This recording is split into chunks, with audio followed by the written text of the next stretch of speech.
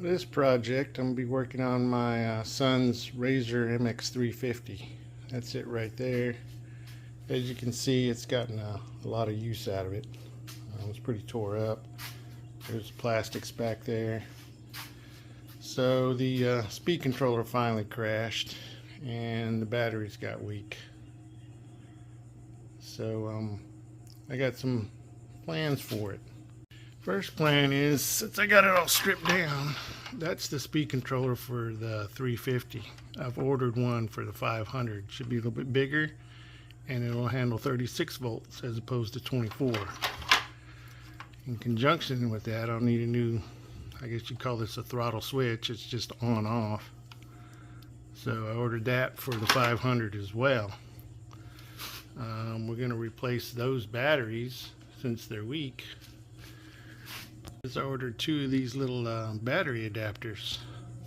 They'll sit right in here just like that. And then what I've been doing is this one's already bolted in. I use these little 5mm hex bolts that they use to put the plastic covers on the side. I'll just repurpose those.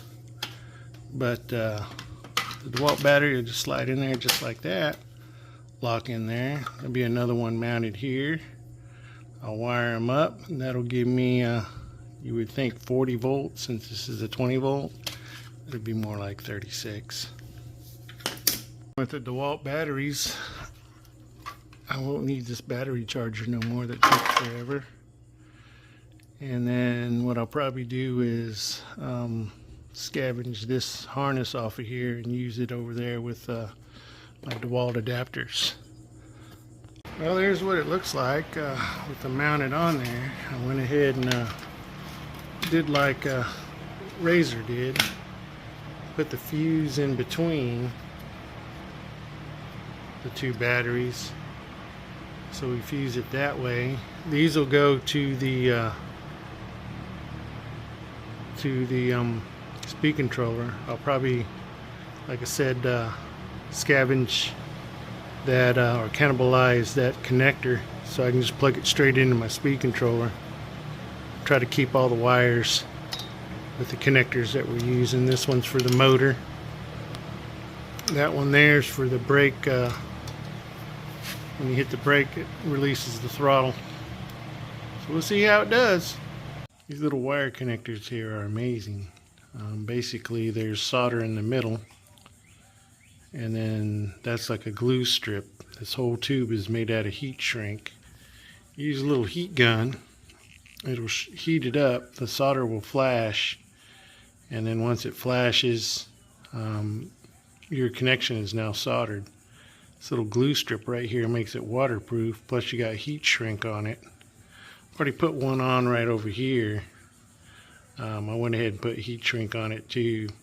Just kind of doubled it up. Kind of a little overkill there, but these things are great. I'll show you what one looks like once I get it on there. There's the two connections, ground and the positive. Just heat shrunk those on there with the connectors. So they're pretty much soldered on there, ready to go. Slide these heat shrinks back over it and cover them up. Well, the parts came in. This is the 24 volt. This is the new 36 volt.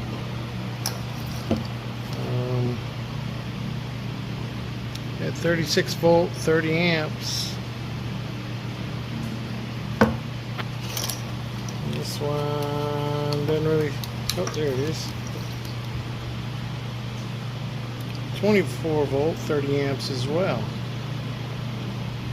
Definitely going to have to change up the mounting and the wiring. This is the on-off switch. Apparently I don't see one for this one, but we got all these other cables. Alright, there we go. I ended up modifying that mount, putting it up there on top like the old school ones are. But there's the DeWalt batteries. Kind of tucked everything up and out of the way. Turn these switches on right here. That turns it on. There's the throttle. You got 36 volt power, full and low. Tilt that up a little bit.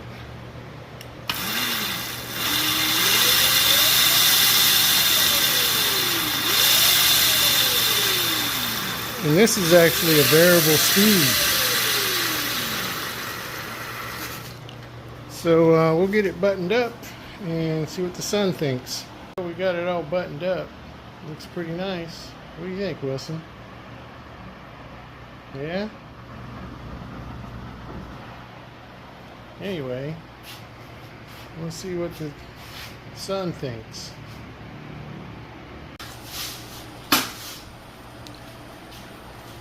First, I have to do this. You notice the throttle is variable now? Mm-hmm. The more farther you twist it, the faster it goes. Go. Wait, what? Whoa! Whoa! Mama, Doesn't mean you have to go as fast as it can go. I will.